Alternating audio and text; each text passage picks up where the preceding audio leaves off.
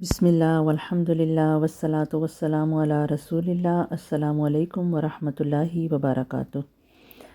آج کی ویڈیو جس طرح کے پہلی دو ویڈیوز بھی گزر چکی ہیں، یہ اسی سلسلے کی ایک کڑی ہے، یعنی کس طرح ہم قرآن پر عمل کر سکتے ہیں، کس طرح اپنی زندگیوں کو قرآن کے مطابق ڈھال سکتے ہیں۔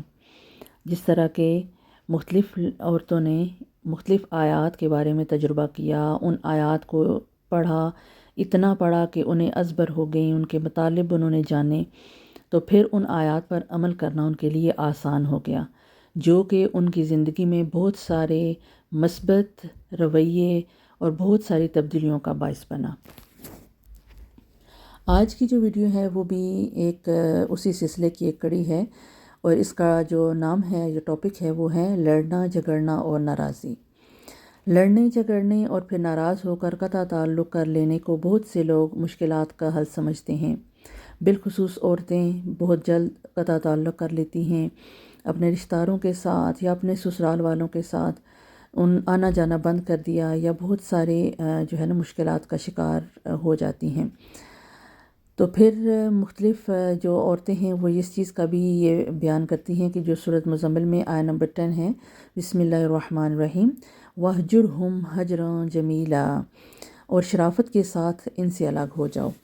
تو یہاں پہ جو بات سمجھنے کی ہے کہ کیا یہ سارے عزیز و اقارب، رشتہ دار اور پڑوسی کافر ہیں؟ کیونکہ اس آیت میں تو کافروں سے الگ ہو جانے کا حکم ہے۔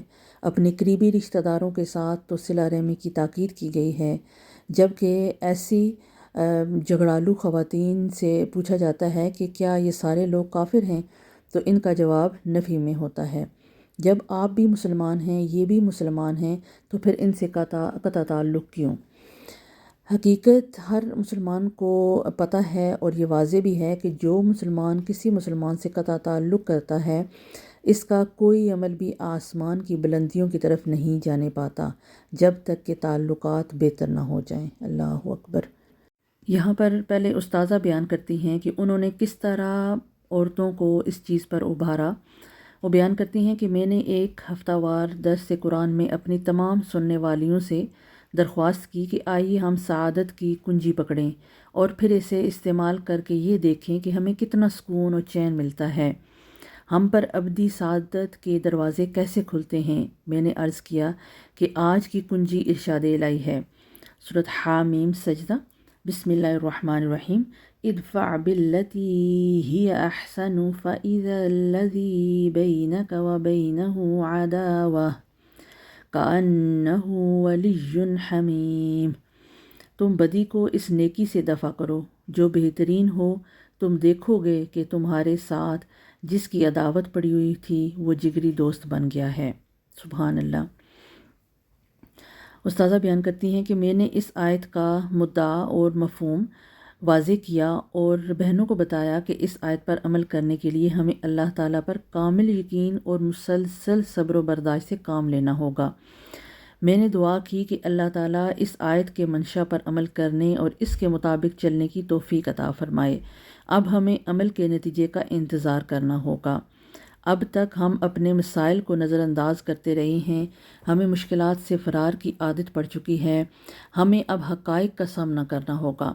ہم میں سے ہر ایک کو اپنے مخالف کے ساتھ ایک عملی تجربہ کرنا ہوگا، پھر ہم دیکھیں گے کہ دشمن کو جگری دوست میں تبدیل کرنے میں کتنا وقت لگتا ہے اور کتنی محنت درکار ہوتی ہے۔ ہو سکتا ہے کہ آپ میں سے کوئی اگلے ہفتے کے درس قرآن میں آ کر رو رو کر یہ بتائے کہ جی میں نے تو اپنی فلاں مخالف کے پاس اس طرح گئی تھی اور میرا جو مسئلہ تھا وہ حل ہو گیا اور میں اسے راضی کرنے میں کامیاب ہو گئی۔ کئی دن بیت گئے، کئی ہفتے گزر گئے، ابھی ہم نے قرآن کریم کی اس آیت پر ہونے والے عمل کا جائزہ نہیں لیا تھا کہ ایک دن میں نے معزز خواتین سے کہا، آج آپ لوگوں کے تجربات سننے کا وقت آ پہنچا ہے۔ وہ کون کون خوش قسمت ہیں جنہوں نے اس آیت کریمہ پر یقین کرنے کے بعد، دل میں جگہ دینے کے بعد، اپنے حواس و جوارح سے بھی اس پر عمل کیا۔ اس پر حاضرین میں سے ایک نے بتایا کہ الحمدللہ مجھے اس پر عمل کی توفیق ملی ہے۔ میرا اپنی نند کے ساتھ بڑا جھگڑا تھا، وہ بڑی زود و رنج ہے، مجھے اس سے کئی ناپسندیدہ اور ناگوار باتیں سننا پڑتی تھیں، اس لیے میں نے اس سے نہ ملنے کا فیصلہ کر لیا۔ اس نے میرے اس فیصلے کا ترکی بترکی جواب دیا۔ میں اصل میں اسے پسند کرتی ہوں کیونکہ وہ میرے شوہر کی بہن ہے، میری نند ہے، میرے بچوں کی پھوپھی ہے، مگر ہوتا یہ ہے کہ شیطان مجھے بہکاتا ہے، ہمارے غلط کام خوشنما بنا کر پیش کرتا ہے تو ہم انہیں اچھا سمجھنے لگتے ہیں۔ جب یہاں درس قرآن کریم میں اس آیت کے بارے میں طے کیا تو میں نے گھر جا کر اس آیت کریمہ کو بار بار پڑھا اور فیصلہ کیا کہ میں دل و جان سے اس آیت پر عمل کروں گی۔ فیصلہ کر لینا تو آسان تھا مگر اس پر عمل درآمد کرنا اتنا آسان نہ تھا۔ خطرہ تھا کہ میری نند نہیں مانے گی، رکاوٹ ڈالے گی۔ میں مناسب موقع کی تلاش میں تھی تاکہ اس ناراضی کو ختم کروں اور مجھے جلد ہی اس کا موقع بھی مل گیا۔ مجھے معلوم ہوا کہ میری نند ہسپتال میں داخل ہے، اس کے یہاں تیسرے بچے کی ولادت ہوئی تھی۔ میں نے اپنے خاوند سے اصرار کیا کہ وہ مجھے اپنے ساتھ ہسپتال لے جائیں تاکہ میں ان کی بہن سے ملاقات کروں۔ پہلے تو وہ حیران ہوئے، پھر بڑی خوشی سے مجھے اپنے ساتھ ہسپتال لے گئے۔ میرا دل زور سے دھڑک رہا تھا، دھک دھک کر رہا تھا۔ میں نے دروازہ کھولا اور مسکراہٹ کے ساتھ اندر چلی گئی۔ میں نے اپنی نند کو بچے کی پیدائش پر اس کی جان کی سلامتی پر مبارک دی، مگر وہ میری طرف متوجہ نہ ہوئی اور اپنے بھائی سے باتیں کرتی رہی۔ میرا خاوند پریشان تھا کہ اسے یہ سمجھ نہیں آ رہی تھی کہ وہ کیا کرے۔ میں نے نو مولود بچے کو اٹھایا، اسے پیار کیا۔ میں نے نند کو خوشخبری دی کہ یہ بچہ بہت خوبصورت ہے اور انشاءاللہ سعادت مند ہوگا۔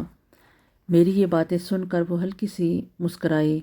خیر، ہماری ملاقات ختم ہوئی۔ میں کار میں بیٹھی تو میں نے ایک آہ بھری جو میرے خاوند نے سن لی۔ میں نے اس وقت اپنے دل میں طے کر لیا کہ میں کبھی نہیں ہار مانوں گی۔ اللہ کا کلام سچا ہے، میرے اندیشے غلط ہیں۔ میں نے تو حسن سلوک کیا ہے، اب صرف جگری دوست بننا رہ گیا ہے۔ مجھے صبر کے لیے وقت درکار ہے۔ گھر پہنچتے ہی میں نے بہت سارے جو اندیشے میرے دماغ میں آ رہے تھے ان سب کو میں نے جھٹک دیا اور عزم مصمم کر لیا کہ میں بدی کو نیکی سے دفع کروں گی۔ میں نے بچوں کے لیے کھانا تیار کیا اور اپنی نند کے گھر لے گئی۔